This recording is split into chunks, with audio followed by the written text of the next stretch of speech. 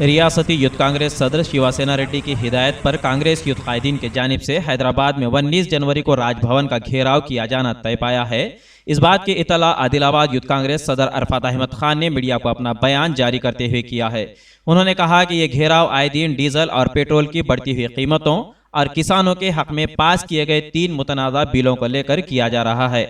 अरफात अहमद खान ने कहा कि इस एहतजाज के जरिए हम मरकजी हुकूमत पर दबाव बनाना चाहते हैं कि वह आए दिन बढ़ती हुई महंगाई पर लगाम लगाए और किसानों के मुतालिबात को पूरा करें। उन्होंने कांग्रेस यूथ कायदीन व एहतजाज में हिस्सा लेने वाले ख्वाहिशमंद हजरात से मुतालबा किया कि वह कल सुबह 7 बजे R&B गेस्ट हाउस के करीब हाजिर रहें। वहां से हैदराबाद जाने के लिए गाड़ी की सहूलत मुहैया की गई है। इस मौके पर अरफात अहमद खान के हमरा यूथ कांग्रेस जिले सदर चरण गौड़, नायब सदर शंतान, यूथ कांग्रेस असम्बली सदर नाहिद, काउंसलर सूर्यम रेड्डी के अलावा इरफान मौजूद थे।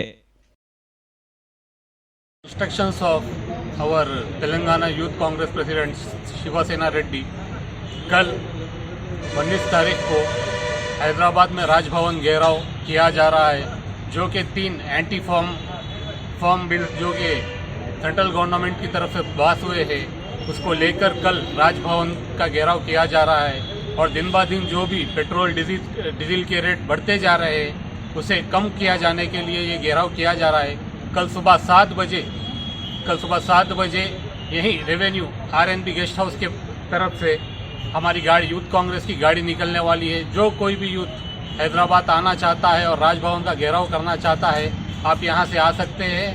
हमने यूथ कांग्रेस की तरफ से यहाँ गाड़ियाँ हुए मैनेज